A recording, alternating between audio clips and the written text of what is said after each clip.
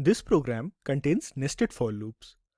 When one loop is contained inside another loop, we call it nested loops. Here we have an outer for loop which runs from 1 to 5, that is 5 times. Inside the outer for loop, we have an inner for loop which runs from capital A to capital Z, that is 26 times. Within the inner for loop, we print ch. And now we come to the interesting part. When ch becomes d, we execute a break statement. Now that we have gone through this program and we know how break statements work, I have a question for you. What will be the output of this program? I will give you two options. Will it be A or will it be B? Take some time, pause the video, think about all the things we have learned so far about loops and break statement and try to answer this question. Feel free to pause the video for some time now. Okay, coming back. Which answer did you choose, A or B? Let's try to find out the answer by executing this program.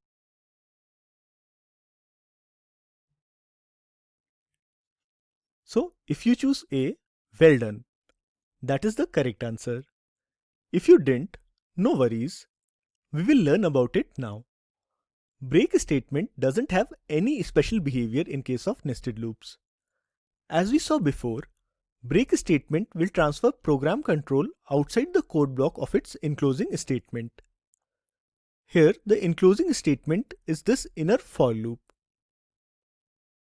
So, break statement will transfer the program control here to this println statement following the inner for loop.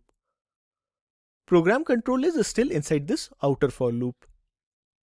So this outer for loop will keep iterating normally without any early termination, and that is the reason for this output.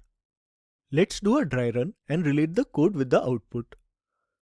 In the first iteration of this for loop, this println statement prints iteration 1 to the console. Program control comes to this inner for loop. Condition is true, so first iteration of inner for starts. A gets printed to the console as ch has the value of A. This condition is false. Program control goes back to the beginning of inner for. Ch is changed to B. It gets printed on the screen. Condition is still false. Similarly, in the next iteration, C gets printed. In the fourth iteration, ch becomes D. It gets printed to the console. Now this condition becomes true and break statement is executed. Program control jumps to this statement outside the inner for loop. Note that only the inner for loop is bypassed. Program control is still inside the outer for loop. Program control goes back to the beginning of the outer for loop. Iteration 2 is printed to the console. This inner for loop iterates for 4 times like before, printing this A to D. Then the break statement terminates it.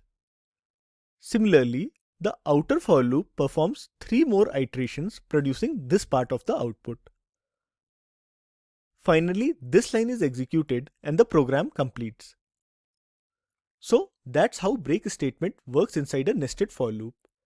Easy and straightforward, isn't it?